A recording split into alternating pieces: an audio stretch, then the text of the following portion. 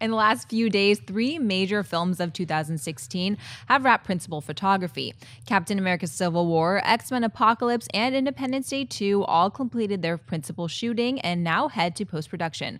Mark, on a scale of 1 to 10, how would you rate your anticipation level for each of these films? I'm glad you asked, Ashley. I love this game. Can I give 10 to all 3 movies? I can't wait to see, because Independence Day 2, let's be honest, it could be a sci-fi Sharknado train wreck if they really wanted it to be. I can't wait. I just want to see the trailer. I want to see what the storyline is, how aliens come back to Earth. Oh, and by the way, we don't know where Will Smith is. We can't find Captain Hill, or so we have to find somebody else to save the galaxy. Randy Quaid ain't going to be involved in that one either. So I have no idea. That is such an unknown beast to me that I'm intrigued. I'm going to give that an 8 out of 10, okay? And then if I have to choose one over the other, it's like the end of The Good Son where I have to choose which kid to save. I'm going to save Civil War. That's going to be a 10 out of 10 for me, even though there were a couple things that I'm not sure of in the storyline from where I saw, from you and I, we saw the D23 footage, and I'm like, wait, what are the stakes here? I still got to give that a 10 out of 10, and I'm going to give X-Men Apocalypse just like a 9.9 out of 10. So I take Civil War just a hair over X-Men Apocalypse. Now, I am very, very stingy with when I rate movies, whatever. I've only given like a handful of movies 10s in my career. I am very stingy with handing out 10s. Right now, there are only 2 films in all of the films coming out between now and forever that I would give a 10 out of 10 on my anticipation list. And that is Batman v Superman, and that is Star Wars The Force Awakens. The 10s are reserved for those 2 films.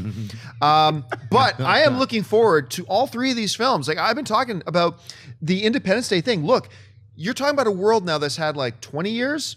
I can't remember if they're saying it's been 20 or 30, but whatever. Let's, for argument's sake, say 20 years. They've been in possession now of all this alien technology for 20 years. They know these aliens are going to come back, and now they've been working for 20 years to adapt this technology, weaponize it, all that kind of stuff. So now we could actually see a legit Earth versus aliens battle when they come back. That's intrigued me. I like the names that are returning and all that kind of stuff. So I am looking forward to this film. I'm excited about it. I give my anticipation on that a 7. I am with... Next, I'm going to go with Captain America Civil War. I'm going to give my anticipation on that an 8.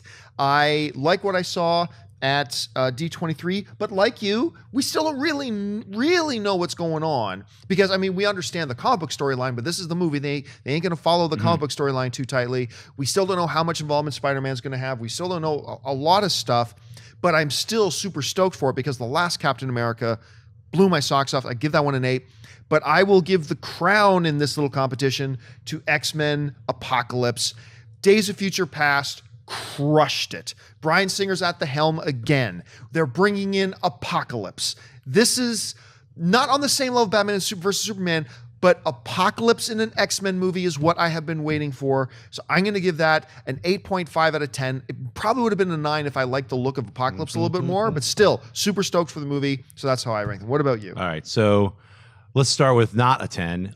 Independence Day 2, or whatever it's going to be called when they finally figure it out, with the returning Judd Hirsch with technology from 20 years ago. I give it a 2. I could care less about this film.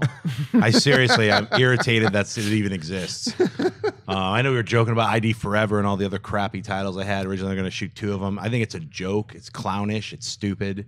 I want to be proven wrong that this movie is not a waste of time. I think Vivica A. Fox is going to do that. She's going to prove that exotic dancers can go on to save the world. I'm filled with vitriolic hatred towards this film until I see that trailer and it proves different. It just seems incredible, like giant waste of money. Buckets of millions of just wasted money. All right, so let's move on to the 2 good films. X-Men Apocalypse, I give that a 9, and I give Civil War both a 9. Because they're like, you're right. I mean, for me, Batman v Superman, that's the 10 that has to get chiseled away. It's probably an 11. I'm like, raise it up a notch. It's going to 11. Yes, because it goes to 11. It goes to 11. Batman v Superman, it goes to 11. It does. That's just where it's at. Also Star Wars. That's at 11 as well. I'm a horrible accent. Sorry, guys. But yeah, I'll give them both a 9 because I'm incredibly excited. And next year is the year that we get like Captain America versus Iron Man, Batman versus Superman. It's crazy. Star Wars is coming out in like 4 months. And just on the name brand recognition of Spider-Man is going to be in an Avengers movie. Crazy. That is automatically a 10 out of 10. Yeah, you know what, Ellis? I'm going to move it up to 9.1. What's it going to take for me to put you in Civil War today? What's it going to take to put you into Alexis today?